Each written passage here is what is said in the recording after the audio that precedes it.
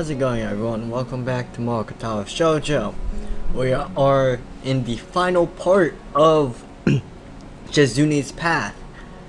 So most likely I'll finish this path today and, do a little break.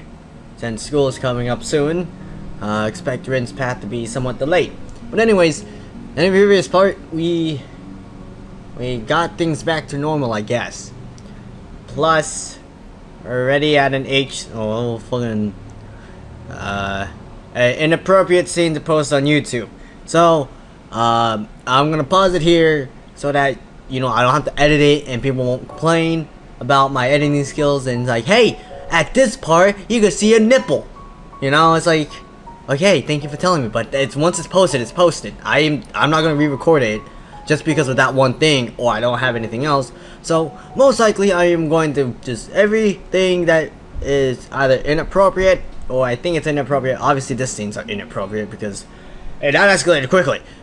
So basically I am going to be pausing it and then skipping it so that you guys, and for God's sakes me, that I don't have to fucking edit it at the middle of the night like I did with Emmy. That's where I learned not to fucking do that shit. So most likely I am going to be doing that from now on, and since we're almost done with Katawa Shoujo, might as well try to make it appropriate for other people, even though I curse and swear a lot and people don't like that. But you can't change that type of person. Anyways, so I will see you guys after the scene, and most likely I am going to be somewhat awkward now because I don't know if someone's gonna come into this room and say, hey, what are you playing, and it fucks me over. And most likely if I'm reading it out loud, my dad could actually hear me because he's actually outside right now. That is why my internet's down. So anyways, I'll see you guys back into the scene that is appropriate for YouTube posting and shit like that. So I'll see you guys then. Okay, welcome back, everyone. Okay, that was really weird. I don't know why, but it's really freaking hot in here. I hate the garage sometimes. Anyways, welcome back. The night air is pleasant at this time of year. It's refreshing and a little humid, but not so chilly as to make it uncomfortable to stay outside for a while. It's late, not enough for the courtyard to be all but deserted too. And I completely forgot to get you used to baseball. Okay, Spaceball did not work. He closed the program. After Shizune and I set out farewells to each other, I'd set out to return to my dormitory room. I didn't even make it all the way there though before getting distracted. It doesn't seem like a bad idea to go see what Misha's up to.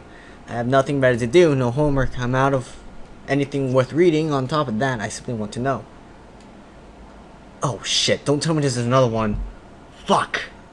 This isn't my first time being in the main building after hours, but usually it's as I'm leaving the place with Shizune and Misha after a long day at the student council, not entering it alone. The atmosphere is quiet, a word I would not normally use to describe these halls. It's a little creepy. The light starts flickering up ahead. This seems like a horror movie moment waiting to happen. Feeling a hand on my shoulder, I stiffen reflexively. It's not Misha, or else there would be hands clamped over my eyes and a sing-song Guess Who accompanying them. So who is it? I hope it's not Kenji, or at least that it's someone I know, or this will take a turn for the weird. Okay, I was gonna say, if this, whoever it was, quickly steps in front of me, it's Shizune. What are you doing here? I'm so relieved that I forgot to sign it. Shizune puts her finger up to her lips. I guess even though she can't hear, she has some idea of what loudness is, and I can tell from my expression that I was being loud. And apparently being loud isn't a good thing right now. And then why is Misha her interpreter? Oh, very funny. Why are you here? I was waiting for you to come see. I knew you would show up. It took you a while though. You've been waiting here? Yes, but that isn't important. We have to be stealthy if we don't want Misha to detect us. Tell me if I'm not being stealthy enough, okay? Enough. With that, Shizune starts slowly tiptoeing through the middle of the hall. I pat her on the shoulder to get her attention. That's not stealthy. Why do we have to be stealthy? She refuses to answer, probably because signing and walking stealthily at the same time doesn't look easy. Here we go again. That face. Before I know it, we're in front of our room, homeroom. Suddenly a sound like the crack of a whip pierces the air. followed by a familiar expression of frustration. I'm sure a sound like that isn't good for my heart, not to mention everything sounds about a billion times louder with how silent it is. It's coming from inside the room, and I sidle up to Shizune to get a look inside. What the fuck? This is actually, like, this looks pretty funny, because you don't really see how Mattel looks like, but only from the face, from like the front side. And now you see him like, are you serious? He's reading something. Can you stop throwing your pencils, please? How do you even throw a pencil that loudly? He looks very flustered. With an understanding, I sympathized with Mattel. I was able to hear Misha's pen break the sound barrier even through a wall in a thick classroom door. It probably blew out his eardrums and left an imprint on the wall. I'm not throwing it when I get nervous. I like to spin it around, but then I forget I'm holding onto it, and it doesn't matter either way. There shouldn't be pencils flying around. I get enough of that during regular school hours. I don't need it after hours. Right, sorry. Whatever, just stop throwing or releasing or dropping things, please. Teachers have work too. He's reading a paper though! I know that Shizune watching the same scene I am. What? Wait, what? I noticed Shizune watching the same scene I am. Okay, I guess that makes sense. I don't know. Mattel is yelling at the top of his lungs and Misha is being Misha. Get out of here, fly! I can hear the reasonably well through the door, but Shizune obviously can't hear anything at all. So I wonder what watching this is like for her. I must know, since she understands well enough to want me to see it too, but I have to wonder if she ever feels like she's missing out on something, having to work that much harder to understand what she's observing. It looks like she is taking supplementary lessons, is she? Yeah, I answered, despite knowing the question is completely rhetorical. Misha told me she really wants to be a silent language teacher in the future. If she can get a recommendation, she can study overseas for it. That is why she is working so hard. Her grades were always kind of on the low side. Now I feel guilty. I haven't even thought about what I'm going to do yet. Neither have I. The cheerful way that she signs it is very unlike her, and is very obviously false. Let's get out of here. We don't want to be seen. It would be a problem if we were caught standing out here like idiots. Where? The student council room? Into the room! Shaking her head, she slips into the classroom across the hall instead. Ah, fuck, great hiding place. You're unusually sarcastic lately. With the door closed, it's a good one. Anyway, wasn't it interesting? Yes, but I'm not really surprised. I closed the door behind us, prompting Shizune to laugh soundlessly as she slides into a chair. For a second, it depresses me. Depresses? I want to hear her real laugh. I was. I've been looking down on Misha. I didn't think she had a goal at all. But it turns out that I was wrong. I made a careless assumption. I thought Misha was as aimless as I was. I was stupid. I lost. Shizune pauses to crack her knuckles, then folds her hands over each other and leans forward in her chair. In the abnormal quiet of the building, I can hear Mattel yelling at Misha again, even across the hallway and through 2 doors. Shizune's eyes are locked on mine. Don't tell me I gotta kiss! I gotta kiss! I'm blinking behind the gleaming lenses of her glasses, observing my reaction to her words. This is a test. Her opinion of people is rarely formed from how they respond to questions. It's how they respond to statements that counts. In hindsight, it makes sense. Shizune's inability to speak, as well as just her personality in general, means that anything she says is a big commitment on her part. Everything. For that reason, I sometimes doubt she says anything without a hidden agenda behind it. That sounds remarkably paranoid. Even Kenji would think so. Unfortunately, I'm so caught up in thinking about it that I forget to give her an answer. She takes it as there not being one. There was an invisible time limit to this test, shorter than usual. Just as I thought. What do you mean? You don't agree? Not really, it's not that. I don't get it. I honestly don't get it either. I want to force my will on people.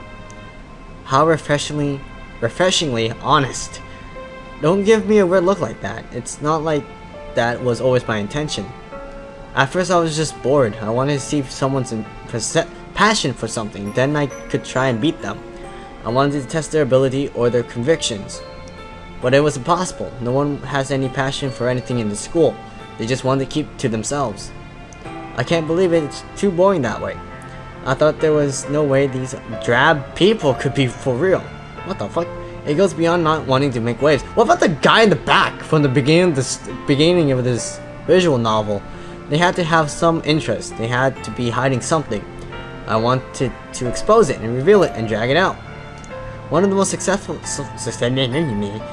ways to get people to open up to you and cheer them up is to open up with a story about yourself, and then you ease them into telling you about themselves. It's like give and take, but with an element of manipulation, which makes it interesting. I feel like I'm being like, what is it called? Shit, I don't know. Shit. I can't do that. If I attempt to have Misha talk about me, for me, it makes me seem arrogant. The message has to go through a messenger. I'm standing next to Misha telling her to tell someone about me. I don't have to be able to read sign language to see that. If I were to force to sit through that, I don't think I was arrogant at all, too. I was frustrated. I couldn't figure out a way to have a conversation with anyone but Misha. No one would open up to me. But then, you open your legs. No, I'm just kidding, just kidding. I came to the conclusion that I can't make people confide in me. Confide? Or believe in me. I can only hope to create things and show them to people, and hope they make them happy, or I could be more forceful and hope it would eventually stick to someone. I guess that would be me. Feels vaguely depressing. Somehow, along the line, I think I started to ignore Misha, or see her as less of a person, or something like that. I took her for granted, I think would be the best way to put it. It was like she was just an extension of myself. I forgot that the whole time Misha was there, opening up to me and giving 100% every day. I missed what I was looking for because it was in plain sight. How stupid of me. I really did become arrogant. That's why I've lost. I'm more short-sighted than I was back then. I went in reverse. She's pacing back and forth now, almost brooding yet still filled with so much energy that she can't stand to stop moving. If you got her to hold 2 wires, I'm sure Shizune could power a light bulb. It's odd that I could have such a light-hearted thought while she's being so serious. You fucked up. And in spite of that, Misha tells me that I'm her inspiration. Isn't that ridiculous? I'm not the kind of person who can inspire others. Even if a person who inspires you is flawed, it can be acceptable. I've thought about this. There is even acceptable hypocrisy. For instance, if your hero was an athlete, but unsportsmanlike, they could still be respected by their athletic ability, even if they had shortcomings as a person. However, she snaps her fingers briskly. It sounds like a thunderclap in the empty room, and Shizune takes a few seconds to stretch her fingers. Come to think of it, this is the most she has ever signed. If someone like me has no goals, it would be totally unacceptable. It'd be the worst kind of hypocrisy. I'm gonna drink water right now. This water's not cold. That's what I get for leaving it in the garage. And hypocrites don't deserve responsibility over anything. They can't even manage themselves. How incredibly pessimistic. It makes me angry to think about it. I would hate myself just a few months ago. This must be how I look to others. And funny enough, it was Shizune and Misha who convinced me to stop. Without them, I'm sure things would be much different, and not for the better. Lately, I feel as though we pass around our miseries as much as we're supported by each other, but I think it just comes with the territory of having friends and being close to someone. You're the leader anyway. That is only because no one else wants to be. But that means you still are, since people are putting their trust in you anyway. In fact, doesn't that make it more important? Fucking fly, I saw you right now. Either way, you are the leader. You are the inspirational figure, or whatever you want to call it. You're responsible for what you tame. I read that in a book somewhere. That's clever. Shizune only seems to show that what she's feeling on her face when she wants to, but I don't think she's being sarcastic. I don't want to tame anyone though. Being the leader and being looked up to, then, same thing. I never wanted to be the leader, it just ends up that way. I don't believe that. All you do is try to grab more and more responsibility. Wait, I wasn't going to tell you that I don't enjoy it. I don't care about being the leader, but I don't mind. I don't care about being the best, but I don't mind. You're right though, about me wanting responsibility. Of course I want more responsibility, Having responsibility makes me feel alive. That's why I joined the student council. If there was no pressure, I just can't stand it. Even so, now I'm the leader. I always thought being the leader meant you give orders, but it really is more. It's about having a goal. If I don't have a goal, then it's pointless. People would only be following me for my own enjoyment. It would be selfish. It's a strangely moral viewpoint for a person who seems to love one-upping others so much. Resting her chin on her tented fingers, Shizune looks disarmingly childish as she thinks hard about her problems. The expression on her face is a little comical, because it's too obvious and therefore very unlike her. It comes with a job. I think you have to be a leader. You wouldn't be satisfied with anything else, you would just get bored. Shizune doesn't reply from her annoyed expression, I think I've guessed correctly. I've been thinking that I need a little direction too. Were you told that it's important to contribute to society? With an unusual response, it's so out of nowhere that I don't even know how to respond, and it also bothers me, though I don't know why, possibly because it doesn't seem like something that would come from her. So I start to think that it isn't Shizune's thought at all. I wonder who told her that. Well, it was probably her dad. No, but there is a chance that she came up with it on her own. If so, would it be because she can't hear? Why do you say that? Just because. I don't believe it. You don't believe it, I don't believe it, we don't believe it. I guess that's right though. I see. How long is this fucking... Oh my god, my eyes are like bleeding! Ah! No, I'm just kidding, it just like really hurts. I don't know if it's the same for me. I hate it. I think everyone wants their purpose. Looking back, it makes sense that Shizune doesn't have one. All that energy would otherwise have been directed at something else.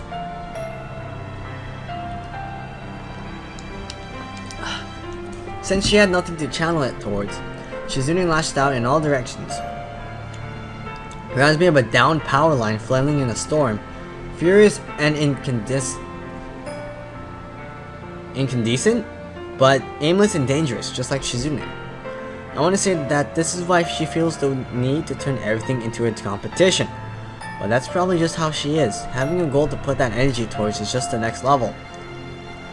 How about this? I could go into business. My family is well connected, so it shouldn't be too hard. That comes off sounding a little unethical and nepotistic. Okay, doesn't it? A little. I won't coast though. I'll work hard until I'm at the very apex. When I have as much money as possible, so much that it'll be like I won't know what to do with it, I'll move on to the next step, after sitting on it for a while, of course, like a fairy tale dragon. You want to be a philanthropist? Tisk. What were you thinking? That I'll want to be a miser? Well, it's true, it is part of the plan. Don't sell me short and stop there though. Shizune still looks uneasy. Of course, even if she did seem to resolve her problem quickly, no one can get over their anxieties that fast. No one can solve their problems that easily. The important thing is, it looks as though she has her heart set on trying. It's still hard to tell whether that drive of hers comes from a good or bad place. But she has something to hold on to now. I can genuinely believe that she does. I'm happy for her. And at the same time, I feel a little cold. I'm the one who's behind. Now I'm the only one without a goal. God damn it, okay, that was not the end. Shit! I thought that was the end. That was a lot of reading. Oh shit, it's black and white. There haven't been any further disruptions since that week. Of course, that's what I thought the week before that, and Shizune and Misha's sudden newfound clarity had left me feeling a little lost and envious. And I thought there was no way I could rest easy at the time. But fortunately, nothing came from my worries before I knew it. There was enough to deal with in school that I even managed to put them off my mind, and still everything was fine. I was wrong. I'd seen Shizune and Misha's carefully hidden vulnerabilities, but they were still strong. Now we're going to be graduating soon. I've grown so comfortable here that it kind of crept up on me. When it did, I felt sad and I didn't want to think about it, so I didn't. Not until recently. About a week ago, I started making a list of people I thought I should say goodbye to before graduation. The first rule I laid out for myself was that I would try not to write them down in any kind of special order, like least important to most important. Somehow it ended up like that anyway, even though it also ended up being shorter than less than I expected it to be. Kenji is somewhere in the middle. Black and white. They said I would have to graduate eventually. Well, I showed them. I lived here rent-free for more than long enough. If you take into account the rising cost of land, I think you could say I've won in the end. No, you know what? I did win. History will acknowledge me as the victor. The victor of what? I managed to stay out of sight and slip through the cracks. I beat the system. If you put that way, it sounds like you just ran away from the system. Sometimes running is the greatest form of victory, like in Olympics. I'm too tired to argue with them. Who's he kidding? Everyone knows the shot put is the best Olympic event in any case. So what you're basically saying is you won't miss it. Miss what? School, dummy. No, I told you, this place is too filled with feminists. It's beyond saving, but at least I'll be able to get out before it reaches critical mass. I'll only come back years later when they build a statue to honor me. Do they do the 10-year later reunion thing here? How would I know that?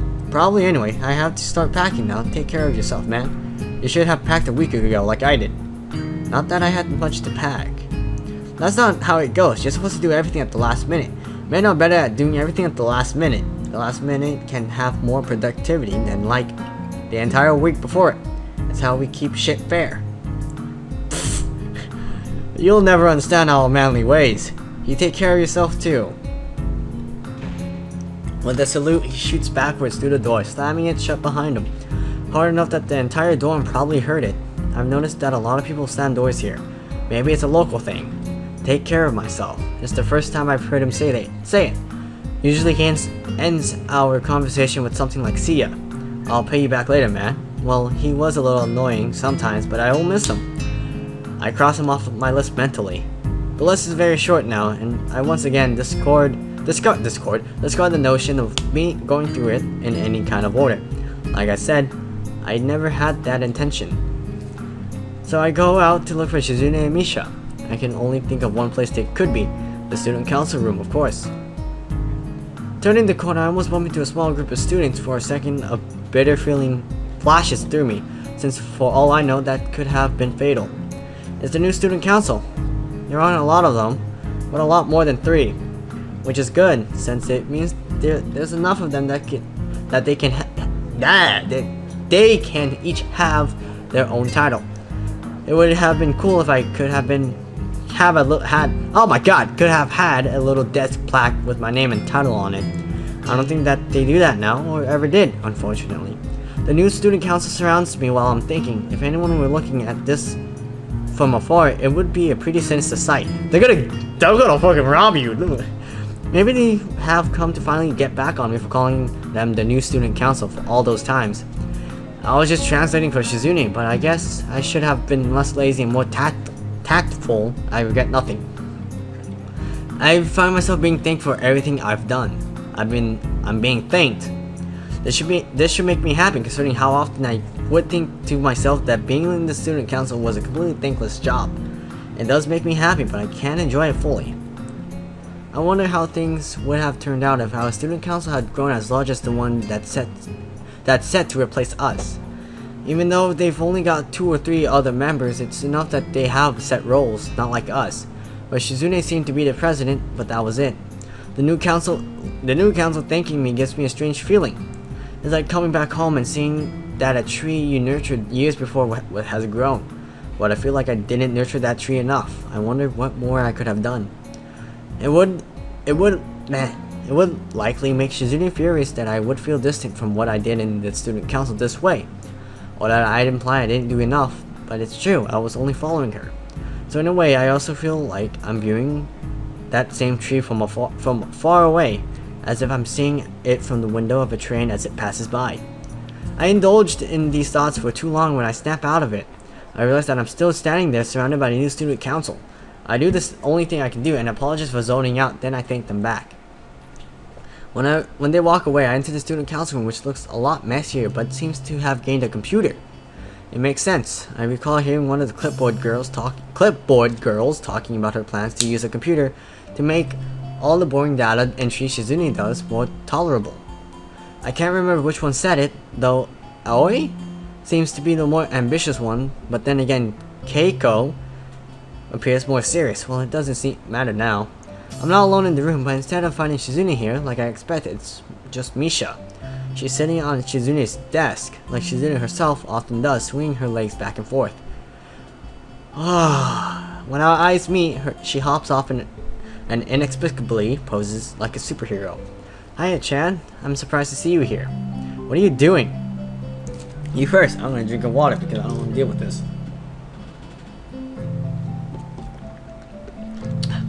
You first. I was looking for Shizune. Me too. I thought she would be here too, but I got Hichan instead. Gee, thanks. Well, this is good. Really. I wanted to talk to you anyway. About what? I take the time to glance around the room a little more. I see a hot plate. They are really living high. I want to say sorry, of course, for all the trouble I made for you and Chichan. Don't call it trouble. Right. Don't apologize to Shizune. Fuck you. Right, but that isn't why I'm here, Hichan. I wouldn't apologize to Shichan since you're here. I want to ask you a question. Hichan, what do you think it would take for Shichan to be happy? World domination, obviously. Oh my god. Even though you're joking, Chen. No, even if you could, it wouldn't make Chen happy. Only for a little while. Hichan, have you ever heard of artists who tear up their paintings as soon as they finish them? Such people really exist in the world, you know. I remembered it all of a sudden. It's just like Shichan. Now that I think about it, whenever Shichan sets up a challenge for herself and completes it, she acts like her skills have no meaning anymore. I wonder, is it because she can't create anything permanent? It's just like those artists and how they want to create a piece of art to leave behind. A really great one, but can't do it. It's really obvious when I look back at it, but I didn't see it before. Now I'm scared. I wonder if Shichan will ever be happy. No, I don't think so, but not about her ever being happy. I think you're wrong. Shizune is actually happy more often than I thought. I think it's actually kind of amazing. Usually people don't think about that kind of stuff until they are middle-aged or dying. Then they think, I want to leave something behind or want to be remembered. Like me. Only I skipped ahead a little. My life was short and seemed even shorter after my heart attack. I didn't think about what I was leaving behind because I very quickly thought there was almost nothing I was leaving behind. So all that was left was for me to stew in my own bitterness. Shizune really wants to leave her mark somewhere, but she wants to do it by helping people. That's why celebrations are so important to her. She even wants to be a philanthropist. I don't know. I think it's the best way to live, living on by what you give to others. And if it's for a selfish reason, that's okay too. Shizune is really happy because if something goes well, there will always be someone else to see it and remember it. That's what makes her happy. Misha sighs, arm stiffs at her side, hands tapping the air softly. Before, I still thought I might be able to make Shizune happy, and I was in a good place to do it before. Since I was her interpreter, I could always be with her. Maybe. And I thought I would do it by becoming like Shichan's shadow. I kept trying even when she rejected me. It felt like I was stuck and couldn't do anything but watch Shichan's back getting smaller while she kept going. I was scared even though I should have just accepted it. It's hard. Maybe I could have at least understood Hichan. But it looks like I was completely wrong after all. I didn't even know that or think about it. Shichan would call it a complete loss. I pressed B. I don't know why I pressed B. Okay, I'm done. That's it, Hichan. But since you're the one who knows Shichan best of all, you can't make her cry, or I'll be angry. I'm going to go overseas after this. I even have letters of recommendation, or I don't think I would be able to normally. Maybe I'll study and become a sign language teacher over there. Who knows? That means you have to look after Shichan, okay? Misha's smile is as honest as ever, but she's obviously changed. The look in her eyes is that of much more attentive girl. It seems to be true that hardship builds wisdom. It reminds me of the look in Shizune's eyes. I wondered what Shizune might have been through to have oh my god, what the fuck? Through to have become who she is. I can take a guess, or maybe she was always like that. I want to see her even more and suggest to Misha that we should look for her together. Of course, it was just a pretext to spend more time with a friend. It's strange how it hasn't been long since we last hung out together, the three of us, in the span of a routine student council day, yet it seems like it was long ago. Thinking about the future can put that kind of lens over the past. Speaking of lenses... Fuck! Oh! Oh! I'm so tired of reading! Okay, next one's gonna be the finale. Oh! Jesus! This water's not helping! Remember, don't hurt! Jesus!